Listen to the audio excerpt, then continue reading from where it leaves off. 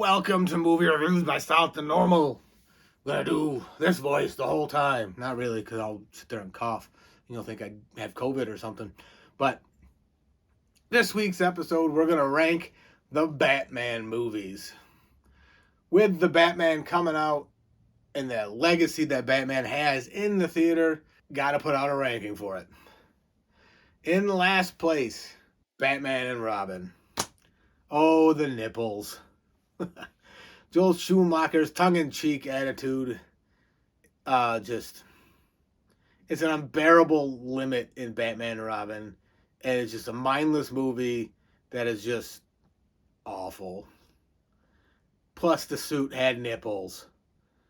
Like, it could have been so much better. I wish that some of these early '90s, like the '90s Batmans, just got forgotten about, so we could have the characters in a different light. We wouldn't know who they are now.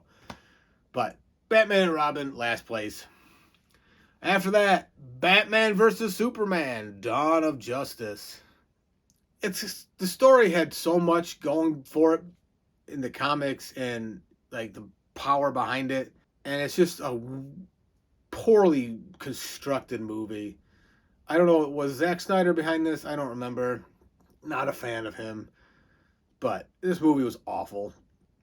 Coming in next, Justice League. Again, the potential was there for an amazing franchise, Avengers equal, and just not good. And we got Batman Forever. More nipples, pretty sure. This one had, what's his face? And Val Kilmer as Batman, and this one I do like better than it should, because Jim Carrey's Joker is just, I love that. Love him in that character. I wish he played him again in The Batman. Not that Paul Dano didn't do a phenomenal job, but I think Jim Carrey's Joker in a darker role would have been so good. And I loved him in this frantic role that he played here in the comedic take. But Batman Forever is where we're at. In 7th place, Batman by Tim Burton. Tim Burton's so stylized, and he's got his own unique way of making films and telling stories that it becomes more about that than the content, in a way. Like, he's a very good filmmaker, and a lot of his films are top notch. Batman is just like Jack Nicholson's Joker set the bar. So there's that, but it's just, Tim Burton shouldn't have been making these movies because of the fan base behind it. That being said, 7th place, Batman Returns. It's better than Batman, but the Danny DeVito as the Penguin kind of made this. Christopher Walken was great in it. It's just, again, the over-stylized nature of the film kind of ruined it. And that's, I felt this way before the superhero comic book movies we get today. These were what we had. These were the bar, if you will, for a while. But there we are. 5th place goes to Batman Begins. This kind of Christopher Nolan's take was exciting. It was an interesting take on it. It kind of erased the Burton Shoemaker versions in a way. It kind of reset them to something that was good.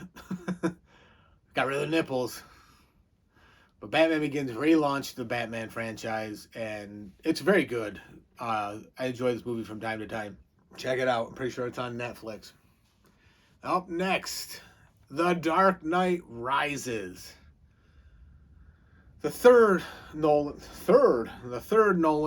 film had a lot going for it.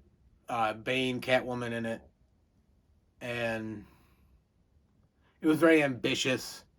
It had a lot to do, and it kind of fell short.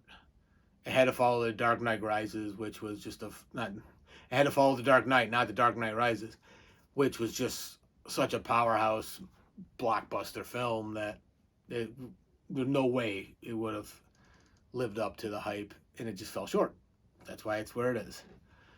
Third place, Lego Batman. Oh, I love this movie. The Lego like this style Lego movie. I love these, man. They're done so well, and they're so funny, and they're so just overall well made. Will Arnett as Batman is hilarious, and this film, like, it was very jokey, and it was very family friendly. It's just, but it's so well told, and it's very Batman-y. Like, that's what I want in a Batman movie and a comic book movie. So kudos to those who made Lego Batman. You're number 3 on the list. Number 2, the aforementioned, just The Dark Knight. Now, a lot of this film's success could be accredited to the late Heath Ledger and the circumstances surrounding his death and the mystery behind that. People wanted to see what he was so in character that he ended up killing himself because of the commitment. I don't know. The movie is phenomenal. It is one of the greatest movies I've seen in a long while at the time. And just overall dark and down and just unforgettable, and it's entertaining. It's just so well told, the story behind it, the character work in it. Just a great movie. Number 2. But I'm going to give number 1 spot to the most recent one, The Batman. The film noir take that is put into this movie is something I didn't know Batman needed. You can check out my take on it in the description. I posted a link to my review of The Batman. The grittiness, the darkness. Yes, it was kind of long. There was some stuff that could have been cut out and tightened up, but Batman as a noir is just where I want it to be forever. It's just so good. This movie was so good. Paul Dano's excellent. Robert Pattinson was excellent. Zoe Kravitz was excellent. Colin Farrell as the Penguin was what the hell. I didn't expect that.